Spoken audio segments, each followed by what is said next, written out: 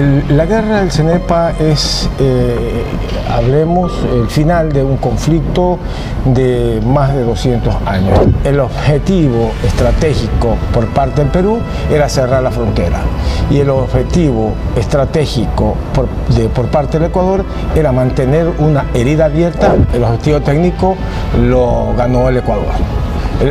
Hablando operativamente, sí. O sea, en el campo de los hechos, en el campo de la guerra. Escuchamos que el presidente Fujimori había llegado hasta Soldado Pastor y que tuvo que retirarse inmediatamente porque se amenazaba básicamente su vida, ¿no? Yo considero también que el soldado peruano también es un soldado aguerrido, patriota, y que es necesario hermanarnos ahora que ya estamos en paz. Considero que es una condición humana.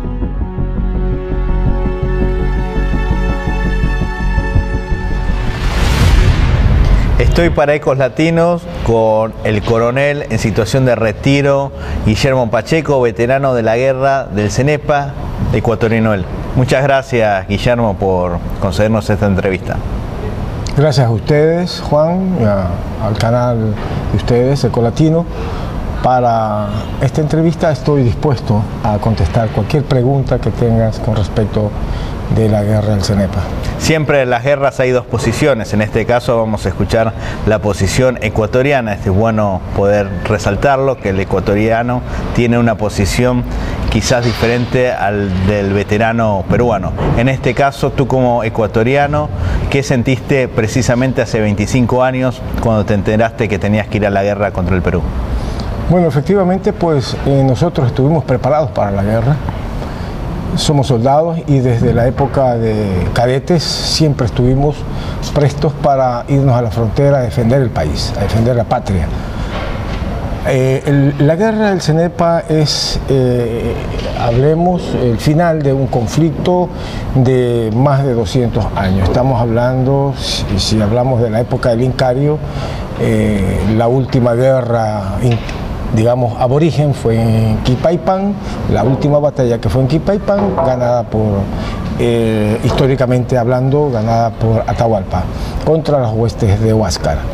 Si hablamos de los conflictos, esta ha sido una sucesión de conflictos y por lo tanto, hablemos de una finalización porque se consiguen dos objetivos aquí, el objetivo político-militar y el objetivo estratégico y el objetivo obviamente técnico de las tropas, en la cual el objetivo técnico es una cosa de las tropas, de la conducción de la guerra mismo, operativa de la guerra y tácticamente hablando, y de la conducción política de la guerra, porque hablemos que la guerra tiene sus niveles y por lo tanto la conducción político-estratégica es una y la conducción operativa y estratégica es otra. ¿Cuál era el objetivo de los ecuatorianos en la guerra del Cenepa y cuáles eran los objetivos de los peruanos? Bueno, el objetivo de la guerra nace de la imposición de un acuerdo, o el Tratado de Río de Janeiro del 29 de enero de 1942, después de la guerra de 1941, que no fue, digamos, resuelto toda vez que el tratado fue considerado nulo por dos aspectos. El primer aspecto, el hecho del error geográfico, y el segundo aspecto de la firma bajo la presión de la fuerza. Entonces, a partir del tratado políticamente este tema, obviamente teníamos una frontera no cerrada. Y ahí el objetivo estratégico por parte del Perú era cerrar la frontera. Y el objetivo estratégico por parte del Ecuador era mantener una herida abierta, considerada como una doctrina de un presidente, a fin de acceder a un nuevo convenio y obviamente llegar a la aspiración política estratégica de ser ribereño de la Amazonas. O sea, el objetivo lo lograron los peruanos, que cerraron la frontera. Exactamente, el objetivo político estratégico, más no el objetivo técnico. El objetivo técnico lo ganó el Ecuador. Hablando operativamente, sí. O sea, en el campo de los hechos, en el campo de la guerra, en el campo de las operaciones tácticas. esa fue una de las, obviamente, pues por la preparación del militar ecuatoriano con respecto de la preparación del ejército o de las Fuerzas Armadas peruanas. Entonces, ahí obviamente pues que nos enfrentamos dos ejércitos. Un ejército que tenía extendida su línea de comunicaciones desde el interior hacia el sitio de frontera o hacia el sitio del conflicto. Nosotros estábamos más cercanos, estábamos con nuestras tropas preparadas y obviamente el objetivo técnico, operativo y táctico fue favorable al Ecuador. ¿Qué significó para el militar ecuatoriano saber que el presidente peruano, el ingeniero Alberto Fujimori, se apersonó al lugar del conflicto? Bueno, el presidente peruano tuvo una posición al principio de triunfalismo que luego no le sirvió, y eso considero que fue una especie de, digamos, prepotencia, y que nosotros pues escuchamos, porque yo estaba en combate, escuchamos que el presidente Fujimori había llegado hasta Soldado Pastor y que tuvo que retirarse inmediatamente porque se amenazaba básicamente su vida, ¿no? Tuvimos... o sea, ¿había intentos de los ecuatorianos de atentar contra la vida del presidente peruano? En ningún momento no fue así, sino más bien por los efectos del mismo combate. No podemos decir nosotros, porque sería una cuestión no, digamos, natural, porque estamos en un conflicto focalizado. Otro tema que siempre se habla, y sobre todo en nuestro país, en Argentina, de que Argentina le vendió armas a Ecuador y que no se respetó el tema del protocolo de Río de Janeiro, ya que Argentina era garante de paz. ¿Cómo se tomó en Ecuador esta supuesta ayuda del gobierno de Carlos Menem? Bueno, considero que en la parte política los políticos ecuatorianos, obviamente, pues especialmente los que estuvieron después en contra de los líderes militares, como el señor Bucaram, que se opuso al general triunfante Paco Moncayo, que fue alcalde de Quito. El general Moncayo fue en esa época jefe del ejército de operaciones terrestres, y que fue un general triunfante dentro de la élite militar. Políticamente no me corresponde hablar sobre ese tema, porque eso son otras cosas. Estamos hablando del tema militar, y yo considero que el general Moncayo es uno de los generales más brillantes de nuestra historia. ¿Cómo se vive la situación entre peruanos y ecuatorianos? Los veteranos del CENEPA tienen reuniones, tienen trato entre ustedes. Bueno, sí, los veteranos de guerra combatientes del CENEPA sí tenemos unas reuniones ahora en el mes de febrero, el 7 de febrero vamos a tener una reunión allá en el batallón de Selva 61 Santiago. Ahí vamos a estar todos los que fuimos partes. Yo fui parte del batallón de Selva 61 Santiago como segundo comandante de guerra. Estuve yo combatiendo en la línea de frontera entre Teniente Ortiz y Etza, y en la Loma de Capugna, en la parte oriental de la Loma de Capugna, donde nos combatimos y nos batimos heroicamente, considero, porque la guerra es así. Uno como soldado tiene que brindar su vida, si es posible, combatiendo por su patria. Y yo considero también que el soldado peruano también es un soldado aguerrido, patriota, y que es necesario hermanarnos ahora que ya estamos en paz. Considero que es una condición humana, la condición humana de la preparación espiritual de defender a su nación. Y por lo tanto, este soldado que está aquí, como actualmente ya un ex coronel y ex combatiente del CENEPA, hay que hermanarse, porque somos así. Así es. Y nosotros, como soldados de América, tenemos que tratar de que estas cosas, estos conflictos, son conflictos nacionales. Tú como abogado, ¿cómo analizas los tratados de paz firmados entre Perú y Ecuador en el año 98? Bueno, yo considero que en el año 1998 debieron de haberse condicionado de otra manera el tratado, o cerrar ese laudo arbitral lo que se hizo en Itamaraty fue cerrar el laudo arbitral de la Cancillería brasileña, en Itamaraty, entre Tresenier y Fernández.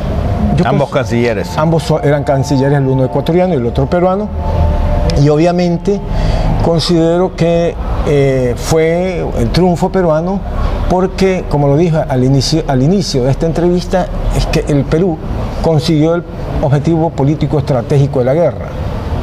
Y obviamente Ecuador, que tenía otras aspiraciones políticas estratégicas, a través del tiempo no lo consiguió. Sin embargo, el triunfo de las tropas ecuatorianas en el terreno no fue, digamos, un triunfo político.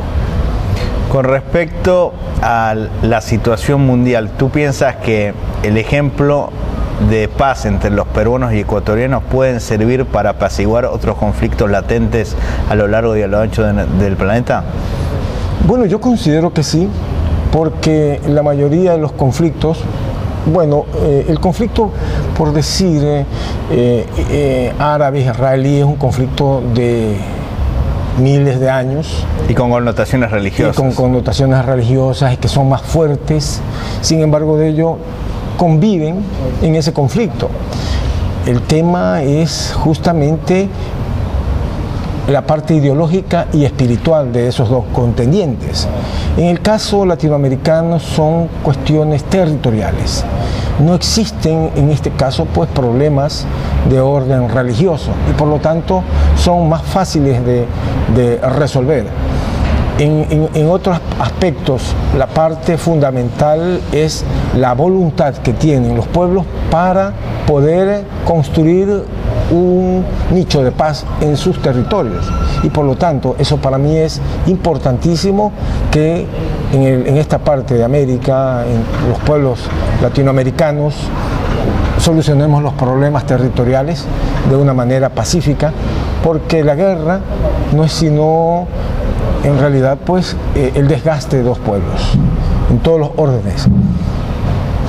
Otro tema sensible que genera la guerra es la psiquis de los veteranos, lo que se llamaba neurosis de guerra y hoy se conoce como estrés postraumático, ya que muchos veteranos de Malvinas que fueron soldados en aquel entonces tienen una profunda depresión y algunos se suicidan. En este caso, ¿cómo es la salud de los veteranos ecuatorianos? ¿Hubo casos de depresión, suicidio o pudieron afrontar luego de finalizar la guerra? Bueno, la fatiga de combate es algo, el efecto considero natural y que los psicólogos siempre lo han tratado y hay libros extensos sobre esa materia.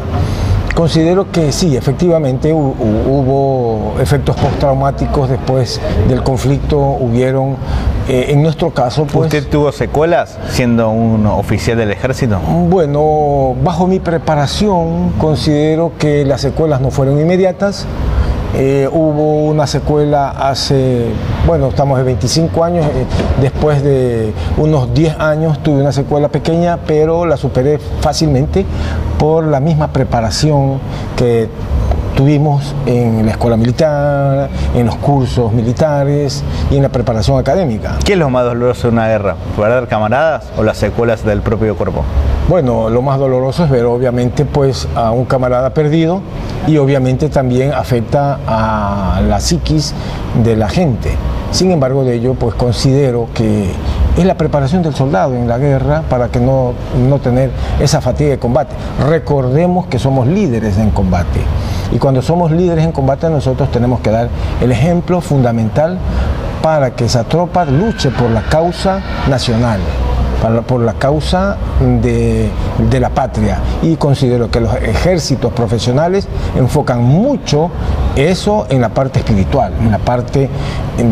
porque es por eso también están los capellanes de la Iglesia Católica que asisten a los militares o en este caso a veteranos de guerra. Así es. Así es, justamente pues el militar tiene que ser formado de una manera que le permita afrontar un conflicto. Sí, a nivel físico y a nivel psicológico. A nivel físico, psicológico. Es una secuela, digamos, una preparación integral. Si no existe la preparación integral de un hombre para enfrentarse a un conflicto, en realidad pues vamos a tener pérdidas, como pasa en muchos países donde mandan a niños a combatir. ¿Es fácil que un hombre se acostumbre a una situación límite como una guerra? Bueno, claro que sí, si es que tiene la preparación y más que nada si es que tiene delante de él un líder que le permita seguir adelante en un conflicto y en una situación de guerra. La última pregunta, si lo estuviese escuchando el presidente Lenín Moreno o algún alcalde ecuatoriano y quieren homenajear a los veteranos de guerra por los 25 años del conflicto, ¿qué recomendaría? ¿Cuál sería el mejor homenaje para ustedes? Bueno, el mejor homenaje para un soldado, en primer lugar, es un recordatorio a la patria que se debe hacer permanentemente, porque sus soldados fuimos los que luchamos en ese conflicto o en el conflicto para la defensa de la patria. Y el político tiene que saber que nosotros somos parte espiritual de la nación. Y yo considero que el alcalde, por decir la alcaldesa Cintia Viteri, de Guayaquil. De Guayaquil, bueno, el mejor homenaje puede hacer es que invite a los soldados de la gesta del CENEPA en estos 25 años a fin de decirles que ella está presente y que recuerda a los soldados, porque es importante que una de las ciudades más progresistas del país también tenga visión sobre sus soldados, sobre su gente. O crear un cenotafio como acá hicieron en Retiro para homenajear a los caídos de Malvinas. Bueno, sería estupendo y en realidad pues sería muy bueno ofrecerle o decirle a la señora alcaldesa de Guayaquil que nos permita hacer un proyecto de ese tipo, un cenotafio o algo así como un monumento, pero no el monumento que significa solamente una estatua no es el monumento es a la patria, no es el monumento al soldado, a una presencia física de un soldado que está ahí, no, tiene que ser algo así como un recordatorio a las 24 provincias del Ecuador, a todos los ciudadanos del Ecuador, negros, cholos, indios, blancos, ciudadanos ecuatorianas, mujeres, hombres y niños, porque eso es el sentir del país. Muchísimas gracias. Gracias a usted Juan, la entrevista, le agradezco muchísimo por esta entrevista que me ha hecho aquí desde Argentina, que es un lindo país. Y los platos que vamos a degustar gracias a la gentileza del restaurante Las Palmeras. Sí, y creo que es como un restaurante de origen peruano. Me voy a degustar este plato, que en realidad aprecio mucho a la comida peruana. Muchas gracias. Gracias a usted.